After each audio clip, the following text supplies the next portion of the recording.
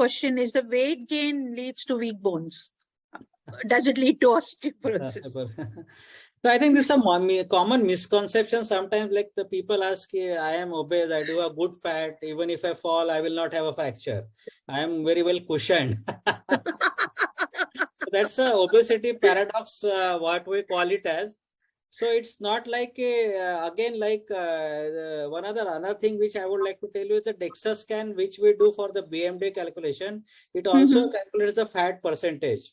So if you go to a gym, they will take all your measurements. If you know the gym jane ke pehle what is your lipid, what are your fat proportion. Yes. So if you want those to be perfect, because that machine is not that perfectly reliable.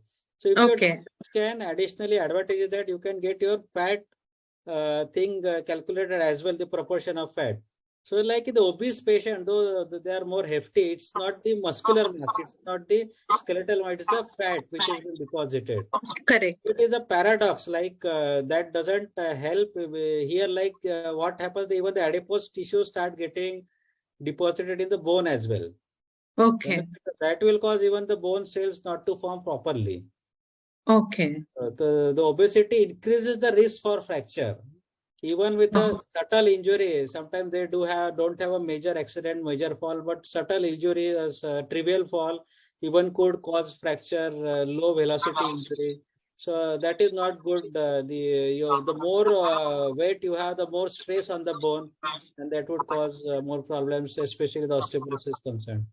Okay, that means anyway we have to look at our bone health in such a way that we have to move a lot. We have to make sure that we have good, healthy diet. You said sunbathing. Sunbathing, I find it very difficult because the sun rays has to touch your body. I believe that it has to touch your body. It can't go through your clothing, isn't it? That's what the expose your extremities, at least the upper limb and lower limb. Lower limb. Okay. Yeah, it should be 30 or 40% of your body surface area should have a direct sunlight exposure. Okay. All right. So that means if I go to the gym and walk on the treadmill will not work. I need to go to walk at between 8 and 9 outside. That's what you're trying to tell me. At least. Yeah. So is there also okay to take calcium tablets? Because our parents, when I remember when I was very young, of course I was brought up in India.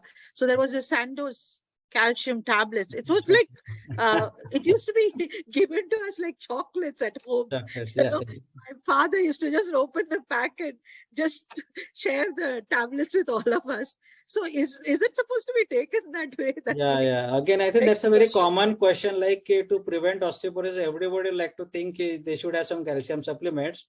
So it's like if you are premenopausal and the postmenopausal, whatever the calcium requirement is premenopausal is at least you need 1000 gram of calcium daily. Okay. And during menopause or after menopause, the requirements will be more than 1300 gram. So before menopause, if you do have a good, well-balanced diet, which contains usually good calcium amount, with whatever dietary intake which you are taking, so usually that is not needed, except if you are having associated some problems. Like I told you, the few conditions where you need to supplement it.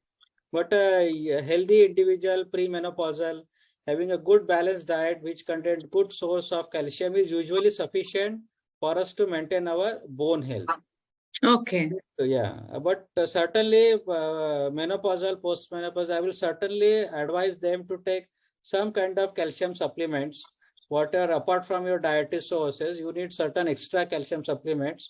Those you need to take, So those calcium supplements should be recommended by the doctors after having a checkup, isn't it? Absolutely. Because we have to know what kind of calcium supplement we have to take, right? It's better to have some kind of consultation before, because this is not 1 day or 2 day therapy. Because after 10 days you took some calcium, it doesn't going to cause anything. Like it has to be a long sustained dose. Like in a year, if you take 6 to 8 months of calcium, then it is a substantial dose. Yeah. So what That means usually you I are actually recommended adding the calcium dose which you are not getting from your daily diet. daily food. Yeah. Correct? Yeah. Correct. Because I'm a vegan. Okay. So yeah, I'm a vegan. So my calcium comes from the food, but I don't know whether it is enough. I try to eat as much as green and, all those that has got calcium. But I know that we believe that milk has got the most calcium. Isn't it, doctor? Yeah. So the main rich sources of your calcium are the dairy products.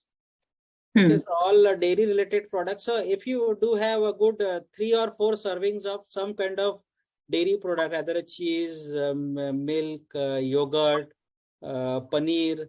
So all these dairy products, maybe low fat kind of things, if you take daily, these are usually sufficient to have a good amount of 1 gram of calcium for your intake. Okay. So how much, that's what my next question was actually, how much calcium one should intake during the day, and how much if it is not coming from the food? Does 1 glass of milk, like, 200 ml, how much calcium does it have? Okay, it's like it's for I think 100 ml of milk. Again, it depends on what kind of milk you are using, the pasteurized or even sometimes nowadays raw milk. So certainly, like our old saying of having a 1 glass of milk is sufficient for to have a daily supplement of calcium, like a 200 ml. Usually should contain almost whatever daily requirement which we need. But milk should not be the only source. You should have the other dairy products as well, because those will contain like the milk. The few people will have some kind of allergies. I think the diabetes people, we don't recommend to have a daily milk.